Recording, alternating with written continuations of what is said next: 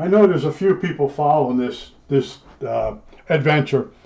Yesterday I fired this radio up as far as the 28 volts AC to the filaments, and everything went fine. So this morning, as I'm out walking, I'm saying, you know, before I hook my high voltage supply up to high voltage side, between, remember, pin minus and pin positive of the dynamotor. You go in there with your voltages. Now remember, minus of the dynamotor isn't ground. It's 30 ohms from ground. So in other words, if you take pin, that would be pin 4, and measure it to ground, you should get about 30 ohms. Now, when you go from ground to pin 5, all right, they're down, here it is 5, you should see 100,000 ohms. Now in my case, this radio, 1,000 ohms. So I know there's a bad part from positive to ground, or the guy put in a 1K resistor instead of a 100K resistor somewhere in there in the final section. It's not a dead short, it's something's wrong. Or he took a positive lead and ran it to the wrong place, and you're getting that resistance to ground. So I said to myself, you know, let me tell the people that are following this what resistances they should see. Now, say you get a radio and you don't know if it's been wired for 6 volts or if it's still wired for 24. Okay, so you measure between between pin ground or pin 1 and pin 3, and you should see, with all the tubes in the set, you should see 1.5 ohms. Now, if you take one of the tubes out, remember there's 2 strings, so if you pull the audio output tube out, it'll jump up to about 2.5 ohms.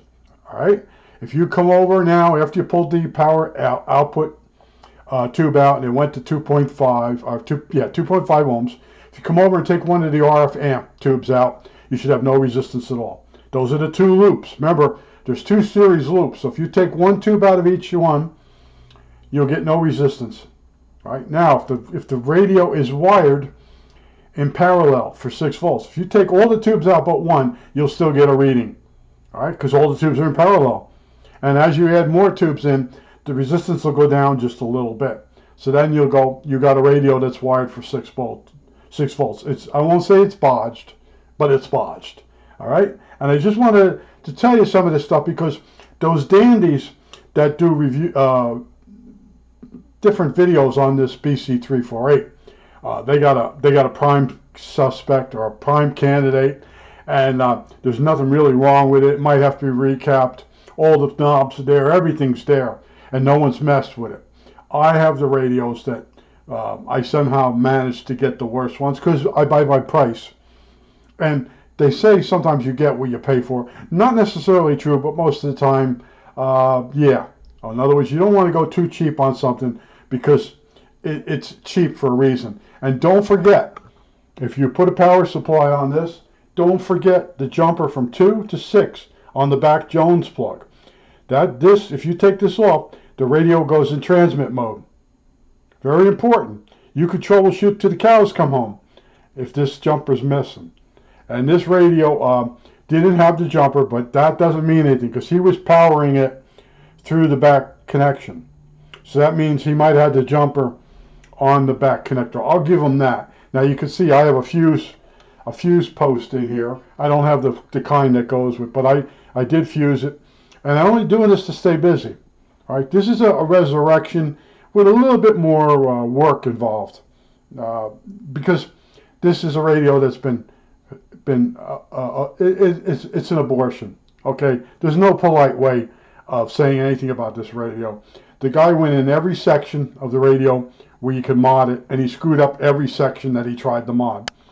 You know, there's a word for those guys. Yeah, you come up with the words, but you've worked with them. You know some of them. Everything they touch turns to shit. All right, and that's what I got here. And I even added the control for the light, for the panel light. That all works. It's a bit of to stay busy. Now all I have to do is go in and undo the audio section. What he did was he changed the output tube to a 6V6, and he took a tube that was next to it that was the detector, and he did that as a pre-audio amp, and then he had that module that had the detector on it, so he could steal a tube, and he did. And it's a mess the way he wires stuff in there. That's the last section I have to do. But before I powered this up, I went and measured between the minus of the high voltage, which doesn't really go to ground. Remember, it's 30 ohms off ground, and pin 5, all right, which is the hot of the dynamotor. And you want to see 100K. A 1K, the dynamotor would scream, and if you made a power supply using the reverse transformer or what's that thing, isolation transformer, you'd probably burn it right out. So there's still a bug in this, and this is it for today for me. I wanted to do this video, and I want to tell you some information. You know, before you go hooking anything up to this thing, you want to know is your radio, the filaments wired for 6 volts are 24.